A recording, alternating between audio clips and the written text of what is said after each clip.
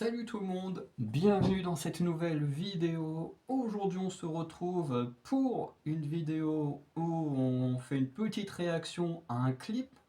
Notamment ce clip c'est celui de Orelsan sur le titre L'odeur de l'essence. De toute façon vous l'avez vu dans les titres. J'ignore si en termes de droit on peut utiliser ou non ces musiques, hein, comme la plupart des artistes dont je vais parler cette année, même si celle-ci ce sera la dernière normalement de l'année, donc voilà.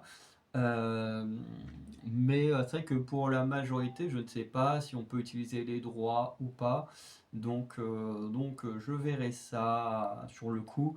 Donc je vais en parler en vidéo. À chaque fois je ferai un petit bilan à la fin au cas où j'ai à cutter la partie où il y a la vidéo. Voilà, malheureusement, je ne peux pas savoir tout ça à l'avance. Donc voilà, donc je vais enregistrer l'écran et puis on y va pour l'artiste le plus connu de ma ville. Ok, donc comme on a dit, Orelsan, l'odeur de l'essence. On va peut-être baisser le son parce que je l'avais augmenté. Chez les hommes, j'ai moins d'exemples.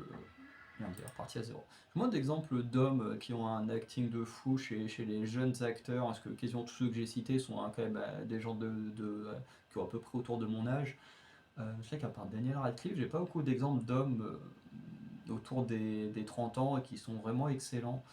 Euh, mais c'est vrai qu'après, les acteurs que j'aime bien, souvent des vieux comme Hugh Jackman, Johnny Depp, tout ça, qui sont très très bons en acting. Mais je veux dire, voilà, plus t'es bon, plus je vais en attendre. Par exemple, des gens qui ont un acting très faible, je pense par exemple à Angelina Jolie, à Bella Ramsey, à The Rock, à Tom Cruise, aujourd'hui. Bon bah voilà, Jason Statham, tout ça, je vais en attendre beaucoup moins de ces gens-là. Euh, ou du moins je vais attendre dans d'autres domaines, euh, bien sûr. Donc voilà. Donc pour revenir à Orelsan, du coup sa musique elle est plutôt cool. Bon je vais quitter parce que ça sert à rien de rester sur la page là. Donc le clip, comme je dis, c'est plutôt sympa.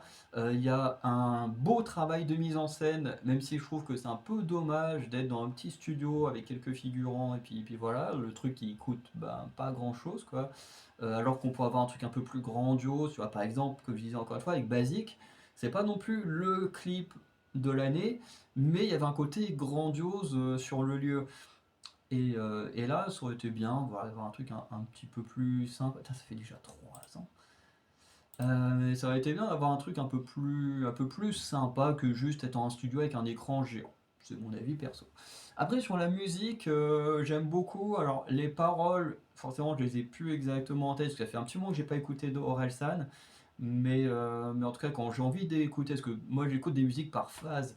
Alors que là, en ce moment, je suis plus dans une phase où je réécoute des musiques de, de films Disney, hein, où j'écoute des musiques du Roi Lion, de Frères des Ours, de films du style Descendant, comment ça s'appelle Teen Beach, qui a des très très très bonnes musiques, vibe d'été et tout, c'est très très cool. Euh, Bref, là, je suis un peu dans une période où j'écoute des musiques comme ça, ou des musiques d'entrée de catch, ça peut m'arriver pour s'inspirer des trucs, voilà, pas avoir de paroles, juste du son qui est plutôt sympa, c'est cool. Euh, donc voilà, je suis aussi dans ma phase où je suis revenu dans le rock et tout depuis quelques mois, donc les musiques d'Orelsan, c'est pas encore trop le délire qui est revenu actuellement, mais qui reviendra à un moment donné, hein. Il y a un moment donné où je vais me refaire une playlist Orelsan de ses premiers albums à aujourd'hui, et puis voilà. Donc voilà, en ce moment j'en écoute pas trop, mais c'est, comme je disais, c'est par période. Il suffit que, je sais pas, à un moment donné, je fasse une soirée, puis qu'avec des potes on réentende plein de musique d'Orelsan, je pense que ça va redébloquer un truc, et puis je vais m'y remettre. Ou quand il ressortira un nouveau titre, peut-être que ça me relancera dedans. Voilà, ça dépendra.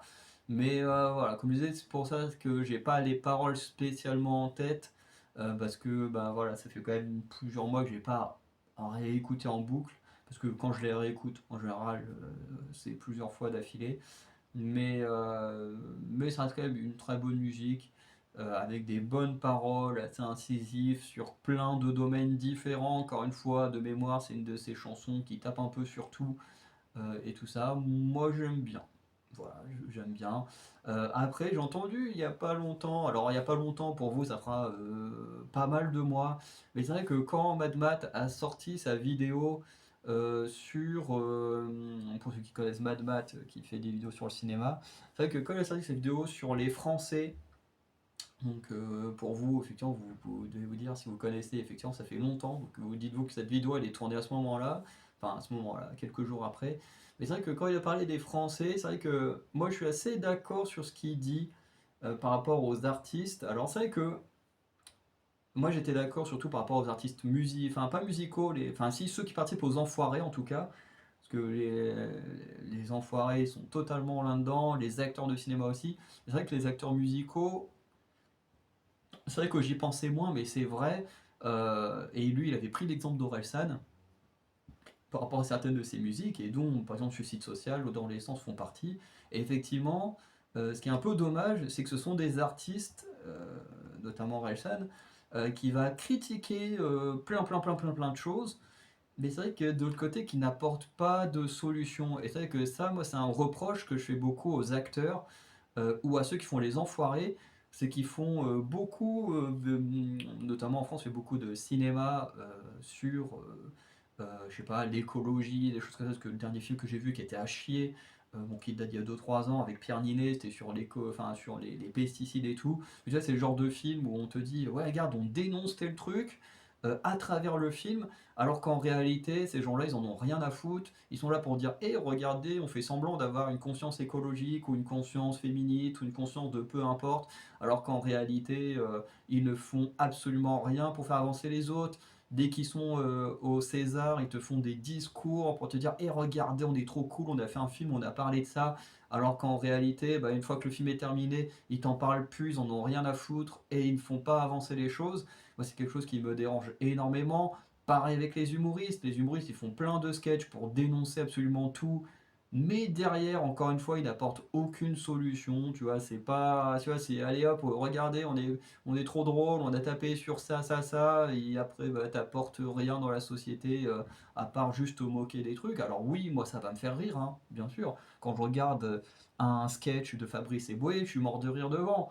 Mais quand tu réfléchis un peu plus derrière, tu dis, ok, il s'est moqué de tout le monde, mais ça apporte quoi de plus que juste se foutre de la gueule des gens. Voilà. Et c'est pareil avec les enfoirés. Et les enfoirés, pour moi, c'est ceux que je déteste le plus en France. Parce que eux, ils sont là, ils font la musique, ils font leur promo de manière un peu déguisée. Parce que souvent, tu as leur musique qui sont mis dans les mashups et tout pour euh, pas trop qu'on le voit trop la pub sur leur musique.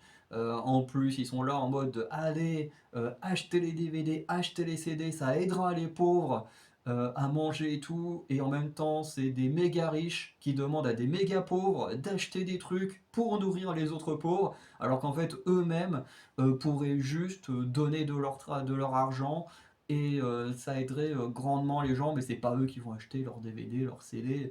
Enfin, moi ça me sidère de voir des riches demander à des pauvres d'aider les pauvres, alors qu'en fait ces riches-là, avec la fortune qu'ils ont, il pourrait très clairement pallier aux problèmes des gens qui dorment dans la rue, des gens qui galèrent à manger, s'ils partageaient une partie de leur argent. Mais non, ils demandent à ceux qui galèrent tout le temps en fin de mois de faire le truc à leur place.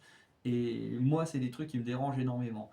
Et, et voilà. Donc, ce qui fait que je peux quand même apprécier des choses. Je peux apprécier les musiques d'Orelsan, je peux apprécier les sketchs de Fabrice Eboué parce que je le trouve vraiment très drôle dans sa façon de faire, dans sa façon de raconter les choses. Mais ça m'empêche qu'effectivement, à chaque fois, il y a quand même ce côté où je me dis, mais ok, voilà, vous critiquez tout, mais vous apportez rien non plus d'intéressant à la société, et c'est vrai que c'est un peu dommage. Voilà. Et c'est vrai que quand, comme Matt il a fait sa vidéo, bah du coup je me suis dit en fait, c'est vrai que ça fait un moment que je pense ça, en tout cas du cinéma français, et que bah du coup ça m'a fait beaucoup réfléchir et tout ça. Et voilà. En tout cas, il faudrait que je mette un commentaire sur sa vidéo parce que faut vraiment que je dise ce que j'ai sur le cœur en ce qui concerne les enfoirés, ces gens-là. Et voilà. En tout cas, très très bon youtubeur si vous ne connaissez pas. Lui, en plus, il habite dans la même ville que moi. Bon, je l'ai encore jamais rencontré. Peut-être que quand vous verrez la vidéo là, je l'aurai déjà rencontré. Parce que bon, je l'ai déjà croisé plusieurs fois, mais bon, jamais osé l'arrêter dans la rue comme ça pour lui parler. Ou il y a une fois, je l'ai croisé, il était au Burger King, donc j'allais pas l'emmerder pendant qu'il était en train de manger.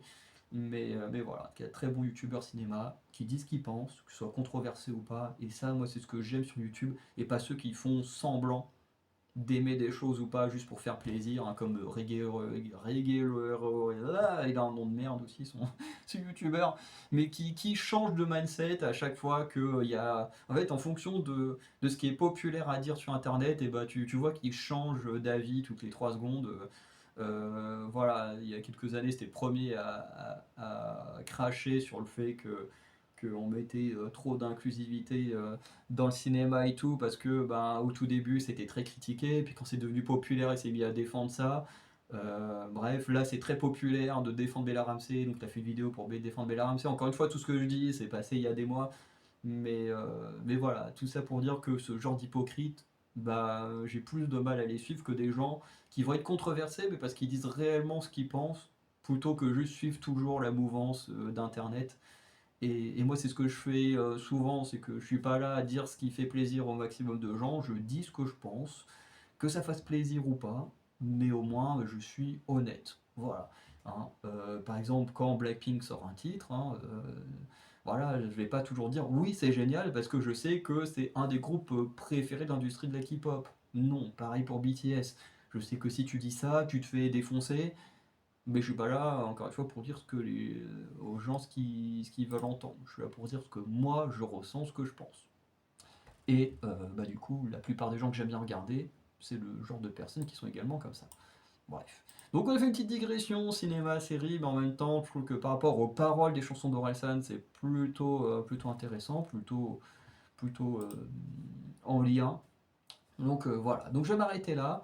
N'hésitez pas à liker, vous abonner, à me dire ce que vous avez pensé de cette vidéo, de ce qui a pu être abordé également par rapport à la culture française. Hein, qui a une culture, on va critiquer beaucoup de choses, mais où on n'apporte pas de solution. Et c'est vrai que c'est souvent comme ça, hein, même quand on regarde sur la sphère politique, c'est souvent on critique le camp adverse, mais on cherche pas à apporter de solution pour améliorer la France. C'est oui, il y a ça qui va pas, ça va pas, ça va pas, mais apporter des vraies solutions pour que la France aille mieux, bah, personne ne le fait. Et ça, c'est très dommage. Euh, voilà. Donc c'est un peu le problème que j'ai avec la culture française, avec les artistes français en général. Euh, mais bon, c'est pas forcément le sujet. Hein. Mais si, comme j'ai fait la digression dessus, si vous voulez en parler, n'hésitez pas. Donc voilà, donc sinon, je vous souhaite une bonne soirée, je vous dis à très bientôt. Je vous souhaite également de bonnes fêtes de fin d'année, même si moi actuellement je suis au mois d'avril, mais vous, cette vidéo, vous la verrez très certainement juste avant les fêtes de fin d'année. Donc, ouais, c'est ça, ça va sortir au mois de décembre, donc voilà. Je vous souhaite les joyeux Noël, joyeux, joyeux réveillon de fin d'année, puis on se dira à très bientôt pour de nouvelles vidéos en 2026. Et notamment, vous aurez ma vidéo qui concernera le meilleur titre de l'année 2025, même si pour l'instant, au mois d'avril, c'est pas encore très fameux ce qu'on a eu comme musique. Mais j'espère qu'on aura des masterclass par la suite. Bref, en tout cas, vous le savez déjà parce que vous voyez cette vidéo en fin d'année. Bref. Donc, à très bientôt pour de nouvelles vidéos. Ciao.